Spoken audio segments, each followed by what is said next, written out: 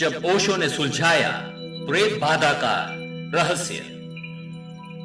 यह बात तब की है जब ओशो कॉलेज में प्रोफेसर थे।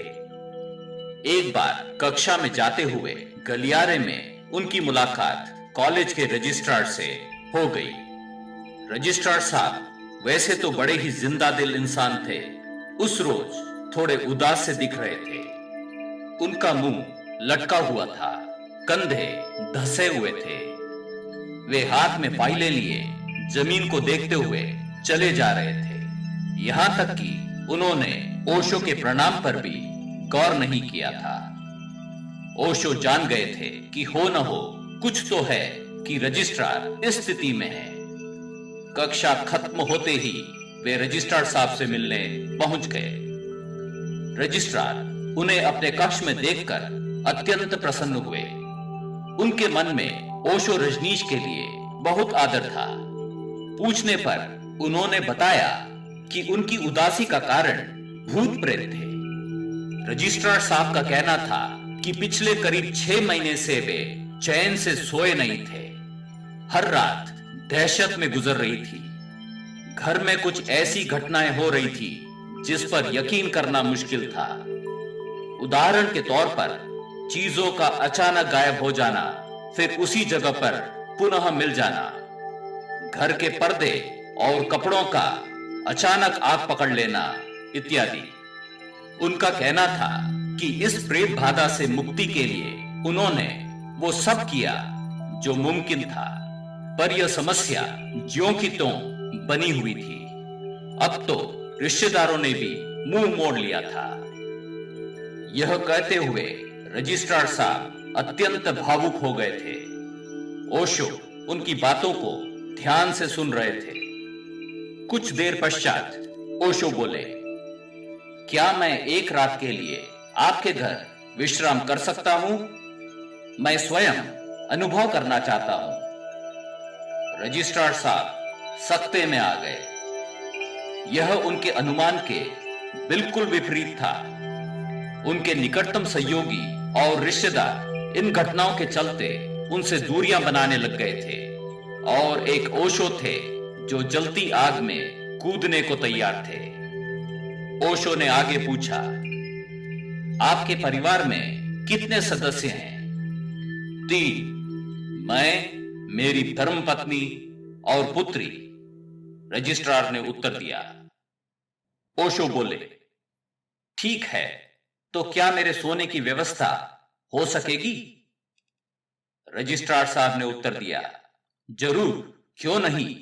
वैसे भी जिस कमरे में यह घटनाएं घटती है उसे हमने इस्तेमाल करना छोड़ दिया है। अगर आपको तकलीफ न हो तो आप वहीं पर विश्राम कर सकते हैं।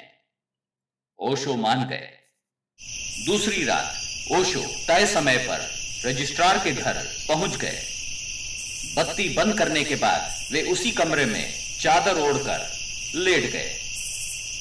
करीब मध्य रात्रि को अचानक ओशो ने महसूस किया कि कोई उनके कमरे में मौजूद है। कमरे में घुप अंधेरा था, कुछ भी नजर नहीं आ रहा था। तभी एक हल्की सी रोशनी हुई। ओशो ने देखा कि एक युवती हाथ में माचिस जलाए खड़ी थी। उसके दूसरे हाथ में एक साड़ी थी। युवती ने माचिस से साड़ी को आग लगा दी। फिर वह बड़े आराम से उस कमरे के बाहर चली गई। ओशो तुरंत उठे और आग को जैसे तैसे बुझा दी। अगली सुबह जब रजिस्ट्रार की बेटी ओशो के लिए चाय लेकर आई तो वे समझ गए कि यह वही युवती थी जो रात को साड़ी में आग लगा रही थी। ओशो ने रजिस्ट्रार से पूछा कि क्या वे अकेले में उस बेटी से कुछ बात कर सकते हैं। रजिस्ट्रार सहर्ष मान गए। पूछने पर मालूम चला कि उस युवती को इस घटना का कोई स्मरण न था। जिसे रजिस्ट्रार भूत प्रेत बाधा समझ रहे थे, वह दरअसल उनकी बेटी अनजाने में कर रही थी। वह अचानक रात को उठ जाती और सीधे उस कमरे में जाती, मंदिर से माचिस उठाती और कपड़ों में आग लगाने के बाद ऐसे आकर सो जाती मानो कुछ हुआ ही न हो। जब ओशो ने यह पूरी घटना रजिस्ट्रार को सुनाई तो वे हैरान हो गए। उन्हें इस पर यकीन ही नहीं हो रहा था। बेटी कुछ 13-14 वर्ष की थी, बड़ी ही सुशील और स्वभाव से साधु थी। वह ऐसा क्यों करेगी, यही प्रश्न रजिस्ट्रार के मन को व्यथित कर रहा था।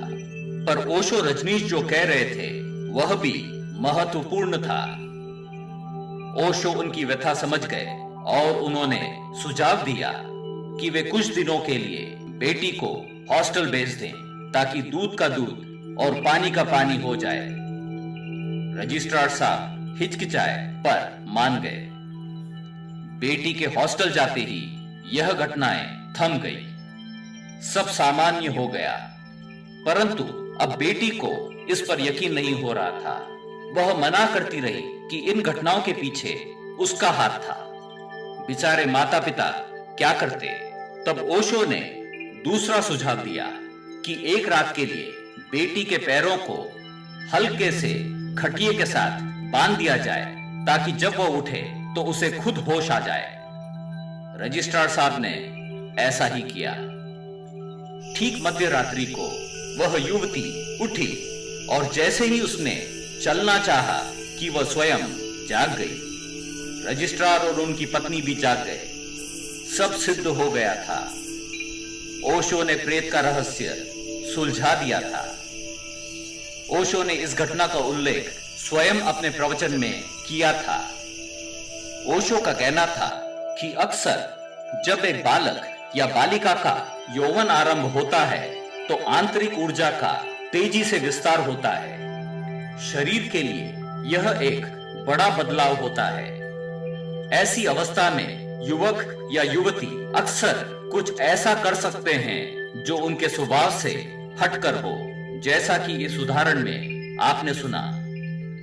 ओशो कहते हैं, जीवन ऊर्जा का खेल है। अलग अर्थों में हम ऊर्जा ही हैं।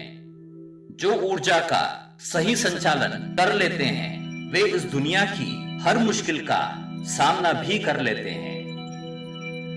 गुरु प्रेमियों, आखिरकार ओशो ने सुलझा ही दिया प्रेत बाधा का रहस्य।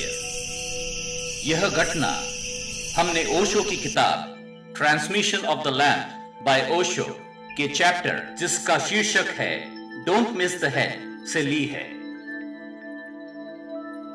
गुरु प्रेमियों, अगर आज की गुरु स्टोरी आपको अच्छी लगी है तो कृपया वीडियो को लाइक करें, सब्सक्राइब करें और बेल आइकॉन को दबाना ना भूलें। साथ ही कमेंट कर अपनी राय जरूर बताएं। हम आपके सहयोग और स्नेह के बड़े आभारी हैं। धन्यवाद।